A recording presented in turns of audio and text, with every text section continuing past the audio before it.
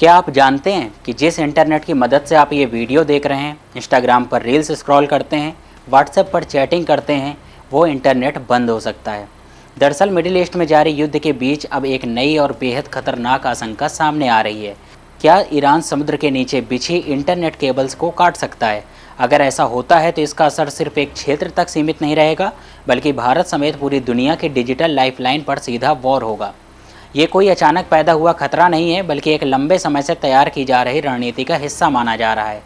इसकी शुरुआत समझने के लिए 28 फरवरी 2026 की अहम घटना पर ध्यान देना होगा, जब अमेरिका और इजराइल की एयर स्ट्राइक के तुरंत बाद ईरान ने खुद ही अपना बाहरी इंटरनेट लगभग बंद कर दिया था। रिपोर्ट्स के मुताबिक देश के बाहर जाने वाला इंटरनेट ट्रैफिक करीब 99% तक गिर गया।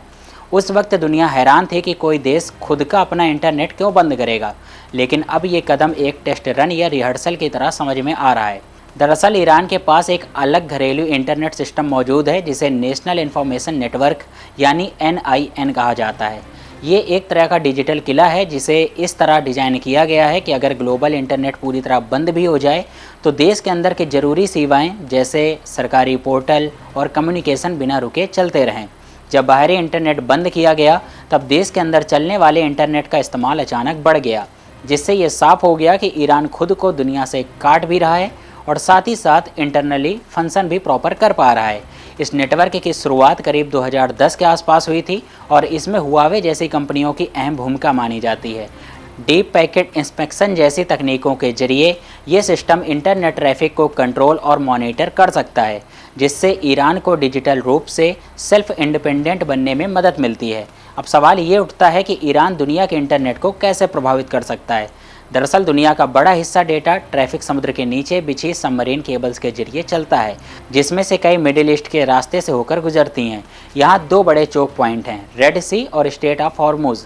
रेड सी में करीब 17 अहम केबल्स हैं जो यूरोप, एशिया और अफ्रीका को जोड़ती हैं, जबकि हॉर्मुज स्ट्रेट में AAE-1, Falcon, gulf bridge international और टाटा TGN गल्फ जैसी महत्वपूर्ण केबल्स मौजूद हैं।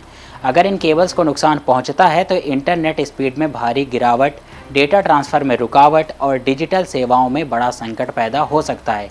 खास बात यह है कि 2024 में रेड सी में कटी केबल्स को शांति के समय भी ठीक करने में करीब 6 महीने लगे थे। तो आज तो युद्ध का टाइम चल रहा है। आप खुद समझ सकते हैं कि कितना मुश्किल भरा ये काम हो सकता है, क्योंकि रिपेयर्स शिप को उन क्षेत्र तक पहले तो पहुंचने ही नहीं दिया जाएगा। इस पूरे खतरे का सबसे बड़ा असर ग्लोबल टेक और AI इंफ्रास्ट्रक्चर पर पड़ सकता है।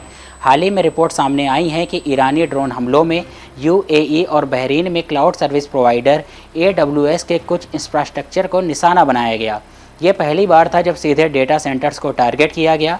इससे साफ संकेत मिलता है कि अब युद्ध सिर्फ ज़मीन या हवा तक सीमित नहीं रहा, बल्कि डिजिटल इंफ्रास्ट्रक्चर पर भी इसका हिस्सा बन चुका है। बड़े बड़े AI प्रोजेक्ट, डेटा फ्लो और क्लाउड नेटवर्क पर इसका सीधा असर पड़ सकता है, जिससे अरबों डॉलर का नुकसान हो सकता है। अगर भारत के नज़रिए से देखें तो ये खतरा और भी ज़्यादा गंभीर हो जाता है। भारत का लगभग 1/3 waste bound internet traffic straight of Hormuz के रास्ते से गुजरता है। अगर यहाँ की केबल्स कटती हैं तो बेंगलुरु, हैदराबाद और चेन्नई जैसे बड़े टेक हब पर सीधा असर पड़ेगा।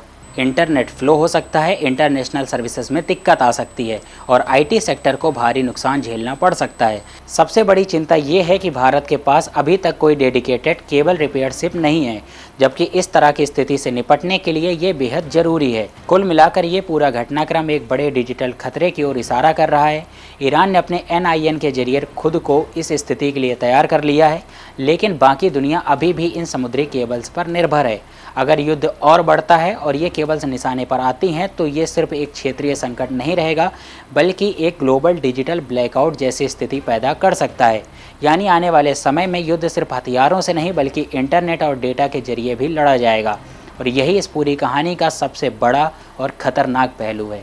इस खबर के साथ मैं धीरेन्द्र सिंह और आप देख रहे हैं न्यूज़ टाइम नेशन।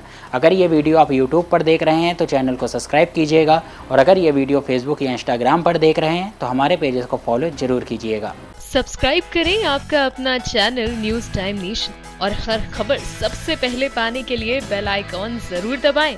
और हाँ, खबरें पसंद आ जाएं तो लाइक और शेयर करना ना भूलें।